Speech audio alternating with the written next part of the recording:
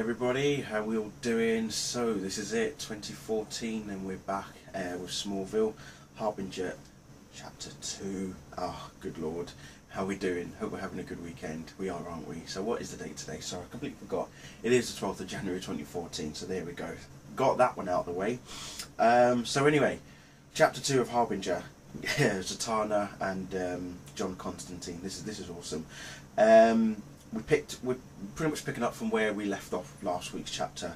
The acolyte for part of Brother Blood's little cult has been taken into police custody. The two police officers who are taking him in the van are trying to figure out why is it he doesn't blast them, he doesn't say any magic words or use any magic on them. Well, because of what happened to his hands from both Constantine and Zatanna, because he uses magic with his hands. But then he's like, the acolyte is obviously biding his time. He knows that he's not going to go to the police custody. He's saying, worry not, I'll be leaving you soon.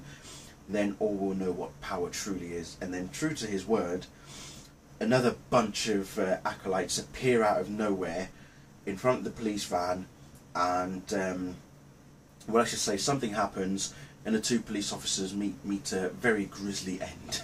It was not pleasant, I have to say. It's like something out of Raiders of the Lost Ark from Indiana Jones. Towards the end, that is. It's interesting. So this acolyte is actually in trouble. The one who was facing off against Zatanna and Constantine. So the other acolytes are taken into Brother Blood to be reprimanded, and at the same time, Zatanna got a lift with a couple of other police officers, but then gives one of them something to think about in terms of facial features. It's not very pleasant.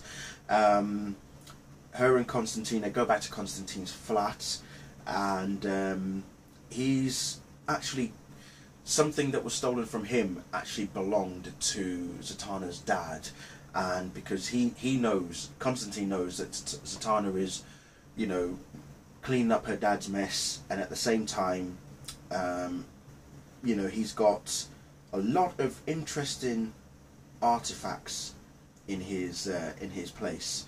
Some serious old school stuff, but some very, very rare items.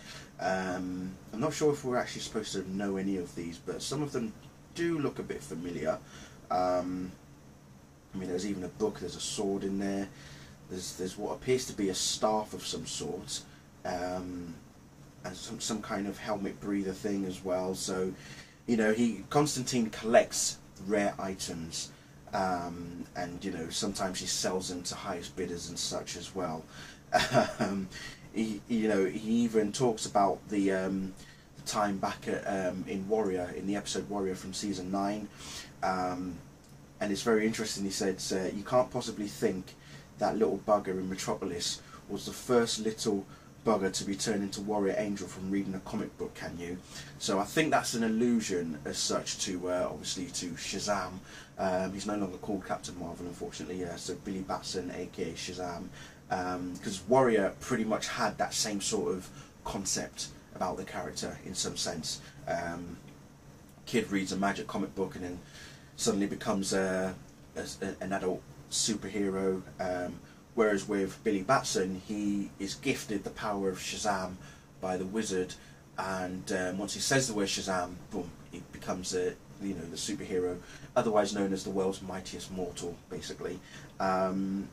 So yeah, as I say, the pair of them, Zatanna and Constantine, are still having a conversation about this book of magic that her father had in his possession, but it was stolen, as I say, by the acolytes, and it was the only item that they took.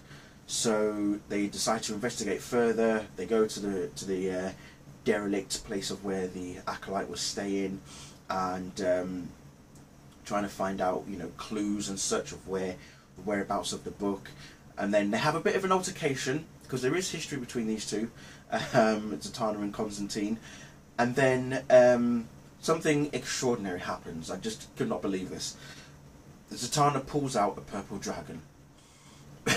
she unleashes a purple dragon on Constantine. It was just like, I mean, we had a purple dinosaur in Titans. Now we've got a purple dragon. I don't think you can get more extravagant than a purple dragon, is all I'm going to say. Constantine eventually defends himself against the dragon and, you know, lures it outside.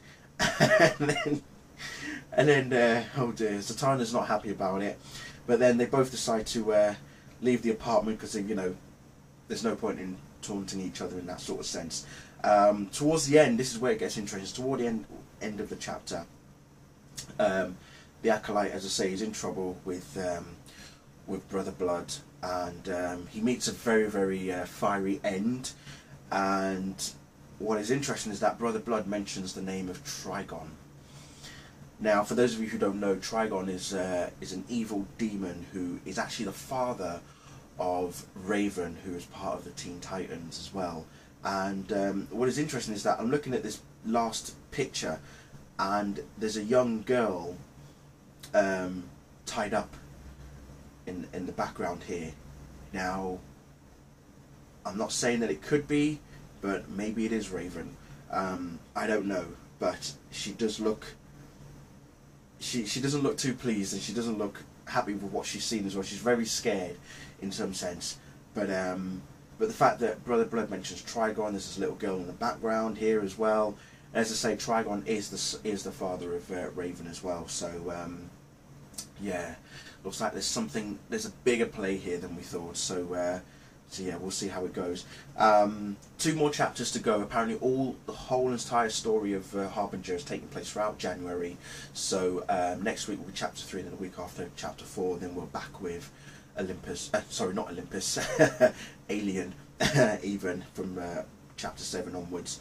So brilliant. I think it's going great. The universe is definitely getting bigger and bigger for Smallville. So let's see what the next couple of chapters bring for Harbinger. It should be awesome. Anyway, thank you all very much for watching. Speak to you very soon.